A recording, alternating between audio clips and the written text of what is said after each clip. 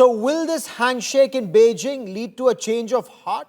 Is there actually recalibration of ties, or is there just an attempt to manage the relationship with China, given a series of hostile actions that we've seen in the past decade or so, despite India's best efforts to improve relationship with Pakistan, and China openly helping Pakistan during Operation Sindoor, not just with military hardware, but with real-time satellite-based intelligence? What should one make of this journey from Kazan in Russia to Beijing, the handshake that you see on your television screen?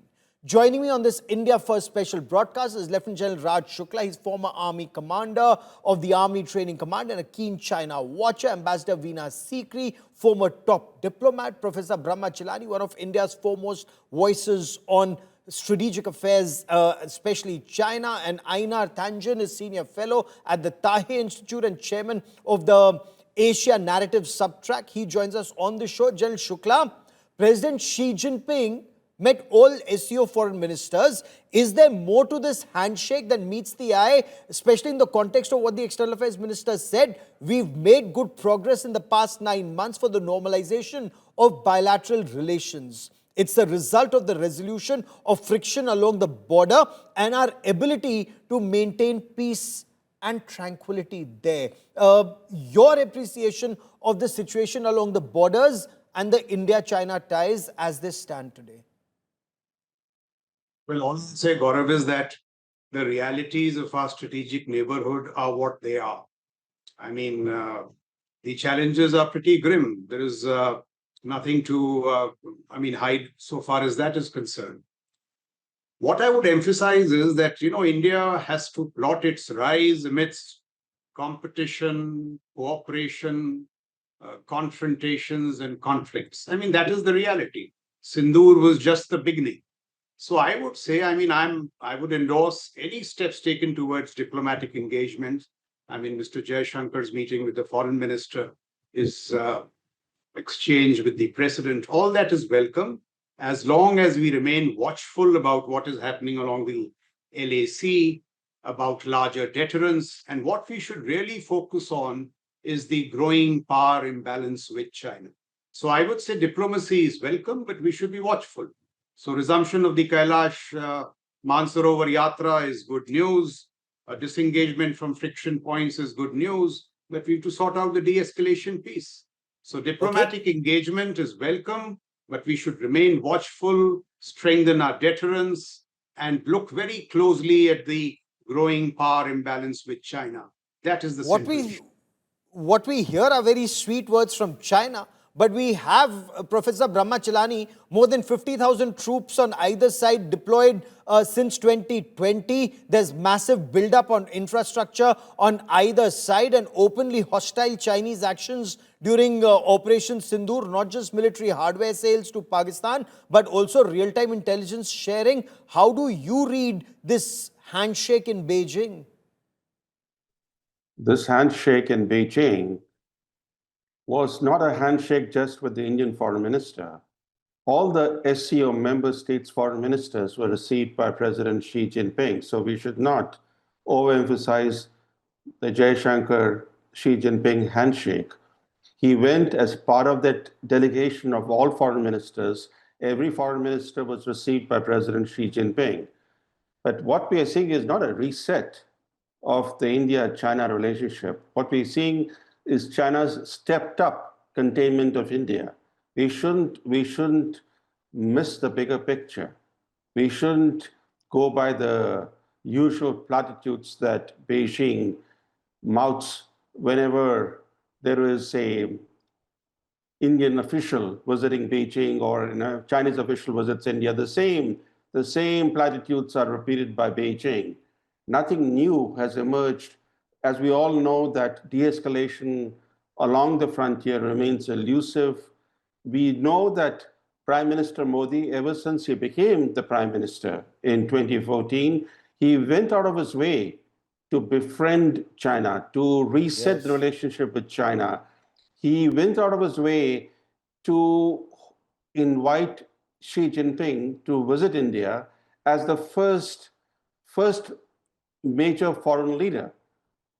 And when Xi Jinping came to India in 2014, he brought with him a gift for Prime Minister Modi. This was a incursion, a deep Chinese incursion into Ladakh. And a few months later, he went to Pakistan and he unveiled the China-Pakistan economic corridor. And we have seen a pattern being repeated despite Modi's overtures to China. 2017, Doklam, India disengages from the standoff point, and then weeks and months later, China occupies the entire Doklam. Then after 18 separate meetings between Modi and Xi Jinping, what happens in 2020? China stealthily encroaches on key Indian borderlands in eastern Ladakh. The question that we don't ask today, has China rolled back its encroachments in Ladakh? Or are they still sitting deep inside Indian territory? De-escalation is one issue, but we should not forget that Chinese land grabs, the fact that the status quo has been changed in eastern Ladakh to India's detriment, that issue should not be obscured. That is a fundamental issue, in the China-India equation today, and that issue will not go away. Let me also bring in Einar Tangen on the platitudes. Are these just platitudes that come from Chinese leadership? For example, Wang Yi, Chinese foreign minister, Mr. Tangen, he said both sides should trust each other instead of being suspicious. Wang Yi says cooperate rather than compete. Now, how can there be cooperation, sir, when you have more than 50,000 troops on the borders on either side? The friction points remain a cause for concern. There has been no pullback of troops to their peacetime locations from 2020. Now it's 2025, July. Well, it has in fact been a number of agreements, and there has been pullback. So I think you're incorrect. As far as Professor Chilani goes, we've been on many shows. I don't think he likes China. He's never said anything nice about it. But the fact is, China is your neighbor. One of the big issues I see is that there's a difference in cultures and how both sides like to negotiate. For instance, China likes to smile, have an extended hand, be very friendly at the front, but they're very, very tough in the clinches. They want to negotiate And then stab India in the back. Smile in the front and then stab us in the back. If you want to, I mean, if you want me to talk, fine. If you don't want me to talk, that's fine as well. I can just hang up. Okay, so let me finish. So from India's point of view, it's the negotiation posture. Is start out hard and, keep going at it. And unfortunately, these approaches don't always mesh very well. Both sides have things that they don't like. China doesn't like India backing the Dalai Lama and his claims that he can decide who is the next Dalai Lama. They don't like the statement that Anshul Pradesh governor said, well, we don't have a border with China, we have it with Tibet. And India doesn't like what happened in Pakistan. They don't like the corridor. There are lots of things, and it has broken out in conflicts. The issue no one has mentioned so far is, why is this happening? And quite frankly, it's happening because Donald Trump is pressing tariffs on India, 30%. 25% on steel, 10% because India is a member of BRICS. He's insisting that India open up its agricultural markets. All this would be political suicide for India to take away the livelihoods of already desperate farmers. So now, India is doing what it has to try to pivot, to try to figure out and get some leverage on Washington, go to the dragon to, kind of contain the eagle. Hopefully it breaks out in peace, that they can resolve something. But I do agree with Wang Yi. There has to be a de-escalation in these kind of tit-for-tat situations, and that includes China as well. I'll get Ambassador Veena Sikri to respond because she's heard you, and she will respond to you with facts to counter a narrative that China tries to build, which is sadly not based on facts at all. And Mr. Tangen, unlike China, India has free press, and we call a spade a spade. Ambassador Sikri, what China has done is stabbing India in the back repeatedly, and I'm not going back to 1950s and 62 Hindi Chini bhai bhai. It's the same attitude. And, Professor Brahmachalani spoke of Prime Minister Manmohan Singh, Prime Minister Narendra Modi reaching out to China. Even when Manmohan Singh was Prime Minister, when he would reach out to China, China would do exactly the same, put troops on the border. So they talk sweetly, but then stab India in the back repeatedly, Ambassador Sikri. Yes, Gaurav, I agree with you. I think that India has absolutely no illusions about its relationship with China. I think we should be very clear on that fact. And I should say the second point that I'd like to make it very clear that at the governmental level is one thing, we have no illusions at all. At the people level, the people of India has lost all their trust and faith in good relationship with China. And this has happened after 2020 and the Galwan issue. That was the final blow, the break of trust, the ruining of the peaceful border, which was there for decades before that, because of agreements between India and China, and the breakdown of these agreements through the intrusion into Galwan and the violence there, the killing of people, soldiers, a large number of soldiers lost on the Chinese side as well. This has completely destroyed the faith and goodwill that the people of India had for China at one time, because they used to admire China's economic growth and economic development, and they were prepared that India should, take something from China, learn something from China. All that has been completely destroyed. As you said correctly, our Prime Minister has made every effort and has, of course, he has visited China before, and then when he became Prime Minister, President Xi Jinping came to China, India, was given full, respect and so on.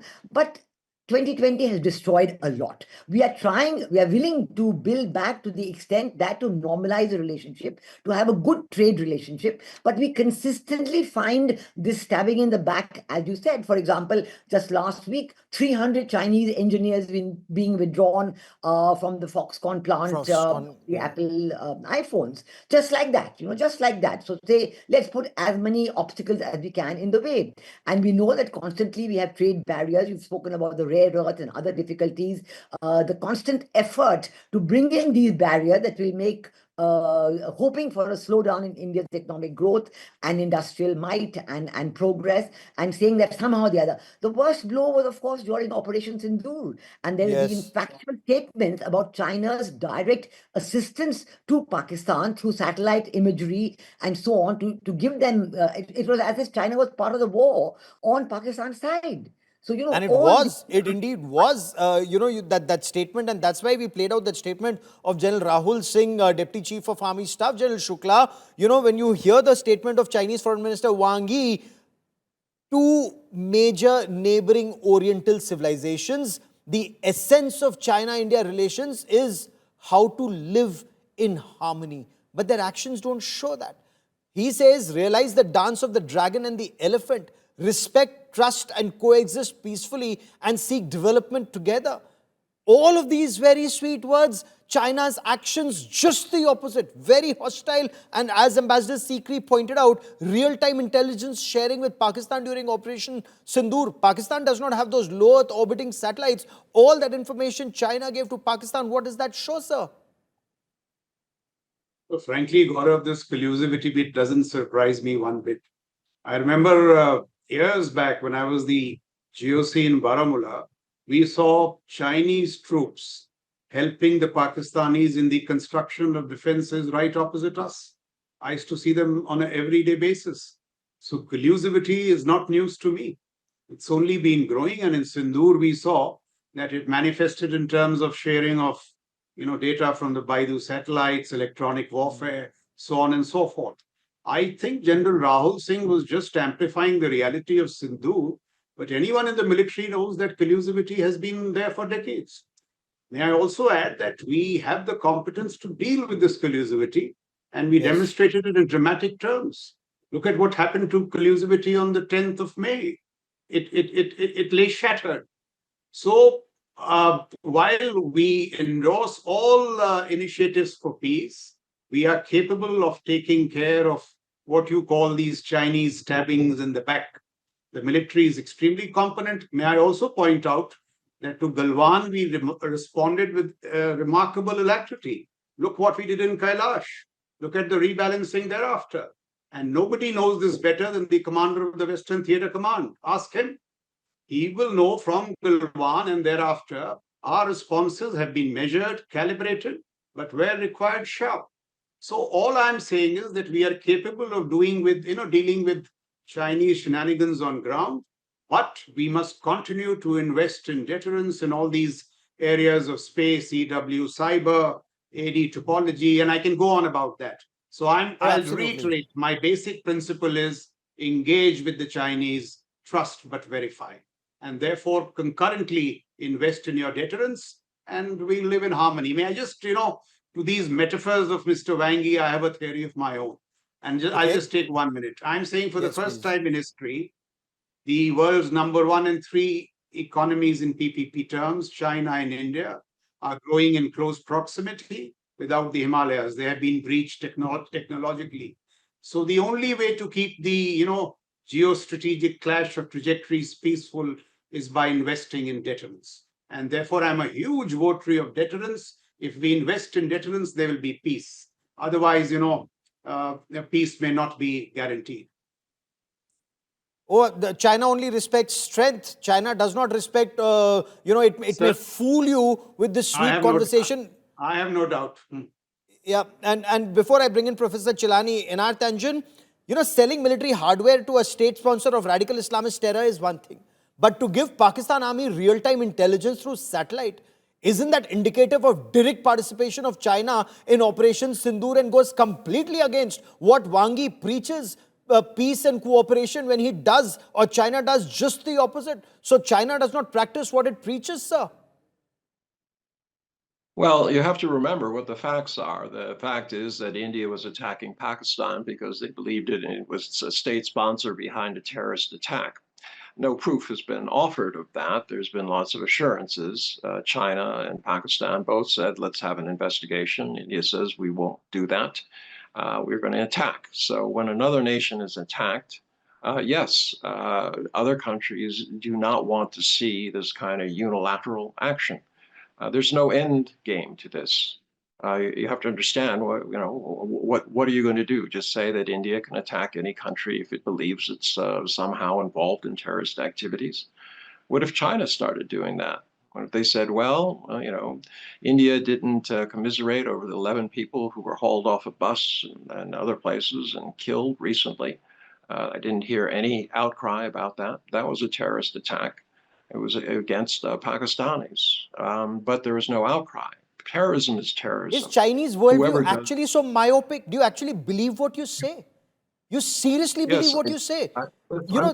I'm an This American, is and this is listen, despite the you're fact that you have little- Chinese nationals who've been killed in Pakistan, and you still give cover fire to state sponsors of radical Islamist terror just because China may think that they will checkmate India, because that is clearly not happening, as you may have seen in Operation Sindoor. I'll tell you why, sir. I'll tell you why.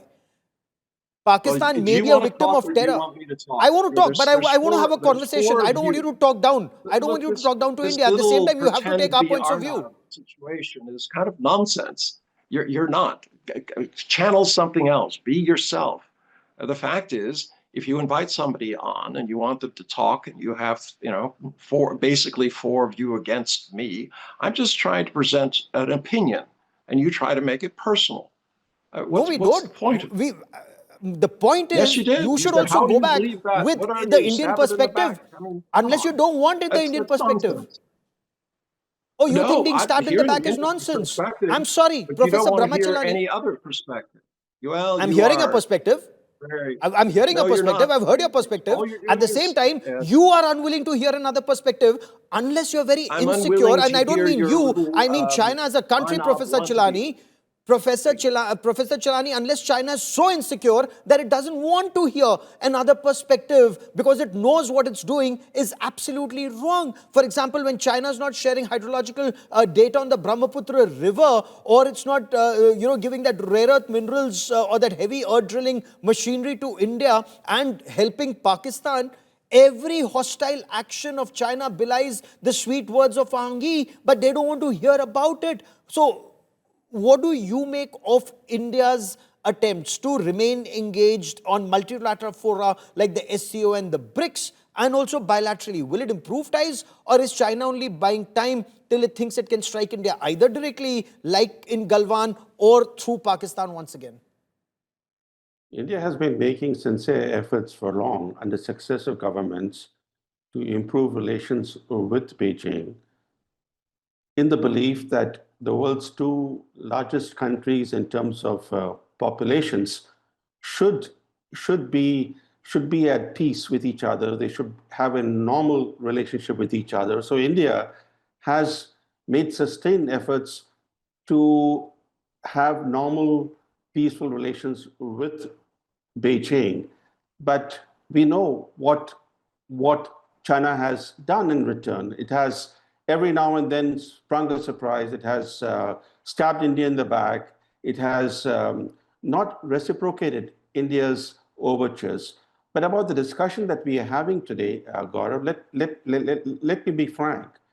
When you invite somebody like Mr. Tangent, who's a Chinese Communist Party mouthpiece, and then you put some of us who are independent scholars or analysts, whether they are, like Ambassador Sikri or the general that you have, or myself, we are independent-minded people. We are not Yes. mouthpieces of our government. And when you have a discussion where you have one CCP mouthpiece, that really is, it doesn't create the room for open debate, because you just heard what Mr. Tangent has to say. He talks Yeah. down even at you. So I think in future, if you have a discussion, And I clearly didn't permit that, if you notice. We no, don't you permit did. that. I'm glad you did. You did Yeah. intervene. But it Yeah. puts us, it puts me, for example, in a very odd position. I normally don't want to be in a discussion with the mouthpiece of the Chinese Communist Party. And I think Point. this is embarrassing for me.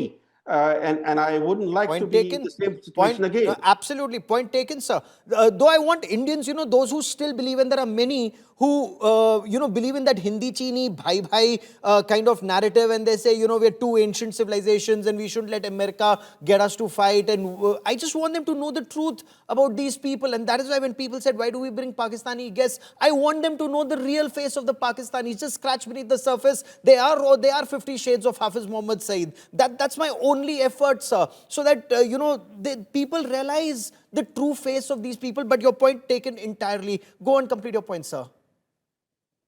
Gaurav, the real issue in the India-China relationship is that Tibet, despite having been annexed way back in 1951, Tibet remains the core issue in India-China relations. This is the reality that we should face up to. We can talk about the line of actual control, we can talk about many other things, but the core issue in India-China relationship is Tibet. And that's the reason why the Dalai Lama's succession is such a pivotal turning point. China has used Tibet over the years as a launch pad to Yes. encroach on Indian territories. This has happened since the 1950s. It used Tibet to invade India in 1962. It used Tibet more recently in 2020 to encroach on key borderlands of Ladakh. It's on the basis of its occupation of Tibet that China lays It's claims illegal to. occupation of Tibet. You're absolutely right. No, now China lays claims to Indian territories, not content with Of the Arunachal territory that is Pradesh. occupied, on the basis of its occupation of Tibet. So Yes. Tibet is very much the source of Chinese expansionism and interference in India's internal affairs. So, Ambassador Sikri and then General Shukla, do you see a reset? Do you see India kind of one? You heard Pema Khandu, the Chief Minister of Arunachal Pradesh, emphatically stating India does not share a border with China. India's border is with Tibet. Kiran Rijiju, Parliamentary Affairs Minister and Minority Affairs Minister, being, be there with His Holiness the Dalai Lama. India's official stance, but is India gradually pushing back in your appreciation, Ambassador Sikri, and should we do that a little more? Absolutely. I think there is a pushback coming. Again, I would say the feeling of the people of Arunachal Pradesh is that the feeling of people who support and love the Dalai Lama is that India has said clearly that we do not respect, we will always allow the Dalai Lama the full freedom for religion and spiritual freedom, and that is what he's exercising. He has given up all temporal power, so there is no reason for that. But I'd like to say one more thing, that China has absolutely no business to talk about India-Pakistan, as Mr. Tanjit just spoke, because they want India to recognize Chinese sovereignty over Tibet, but they will not respect India's sovereignty over Pakistan occupied Kashmir. And they have Yes. built a road, the China-Pakistan Economic Cooperation Corridor. That road is through POK. It's a direct affront on India's sovereignty. So when you talk about Absolutely. mutual respect and mutual sensitivity and mutual interest, they have to recognize that. So if they are not willing to recognize India, so they've taken Skardu, they've taken parts of POK, they get handed over to them by Pakistan. They walk through POK all the time, which we don't recognize. So how should we recognize their control over Tibet or their sovereignty over Tibet? We do not. It has to be mutual. And I think one of Yes. the important points called out by Prime Minister Modi in his speech at the BRICS summit and by Foreign Minister Jaishankar in his speech in the SCO Foreign Minister, that we do not want double standards. We do not want double standards on On terrorism. terrorism. We want Yes. completely unity of standards, and we will not accept double standards. And in fact, Jaishankar in his EM Jaishankar in his speech also spoke about the fact that the Security Council resolution on after Pahalgam attack on tourists, with Pakistan being a member, he didn't mention Pakistan by name, said clearly that those who have done this terrorist attack must be called out, must be called to Absolutely. order, apprehended, and there can be no double standards on this. So this is what we are fighting for, and we are going to continue this in every forum. So the value of forums like SCO and BRICS is very much to call out these situations and to get the support of the global south on these issues. So I think China has to Yes. recognize that they are the ones maintaining double standards, and we're going to Look, continue and to call clearly, out, even as we China respect with its mentality, it will not. Countries like China and Pakistan, and this is why, and I want to come on another aspect beyond Tibet, is China trying to get Bangladesh and Pakistan together and trying to make deeper inroads in South Asia. But I'll just come to that point in a minute. We'll extend this debate, and we can now talk even more freely with Mr. Tangent not here, because Mr. Tangent is very unwilling to see the other point of view, and that just shows that how nervous they are of facts being put out in public domain, because their narrative world over fails. General Shukla, the Global Times in its editorial on Dr. Jaishankar's visit says the first in 5 years, it's a fresh restart in ties after the leaders' October 2024 meeting in Kazan, President Xi Jinping and Prime Minister Narendra Modi. It says that Indian messaging is more positive and pragmatic, reflects the optimism about bilateral improvement. Now, does China believe this, or China just says this so that India, or at least some in India, will believe in that Hindi Chini Bhai Bhai bogie of the 1950s, that they think that will work in 2025, and they want to continue arming Pakistan and trying to strengthen on the borders and try and take on India? Is that their game plan? See, I don't think we should, respond to China in emotional terms. Our responses must be predicated on cool, calculated, rational responses. And here, what really bothers me is one dimension of the Sino-Indian relationship, and that is the American factor. As I Yes. observe President Trump, I see that while he's willing to contest China in technological economic terms, so, trade, tariffs, jobs, and chips, and all that, he's less than willing to contest China in strategic military terms, which means that he's giving China great diplomatic, strategic military space in Asia. That should worry us, which means that we will have to deal in case of any contingency with China on our own. And here, see what's happening. If you see the two recent conflicts, look at the new emerging security architecture. Iran, US, very tight embrace in military terms. Pakistan, China, very tight embrace in military terms. So where are these cutting edge technologies of space, CW, cyber, which are so important now, more important than platforms perhaps, going to come from? And here I see the only option seems to be the USA. So those agreements which were signed between Prime Minister Modi and President Trump in February Trust, Asia, Indus X. We need to galvanize those and build capacities. So I'm just referring to how do we use the America factor in strengthening our deterrence with China. This is my view, and I would love to hear what Mr. Brahmachalani or Ambassador Sikri think. I think this is a Oh, very critical absolutely. factor. Since you've raised a very important point, Professor Chalani, you want to weigh in? Well, we are living in a world in flux, and Trump represents the shift that we're seeing in the world where countries are becoming more protectionist, they're becoming more insular, that this is no longer a rule-based world, but a world in which might makes right. This is clear that the coming world order is going to be much different from the order that we had in the past. And in this world in flux, India finds itself in a position that offers both opportunities, and also the situation comes with perils for India. The perils come largely from the regional context because India is located in a very difficult neighborhood.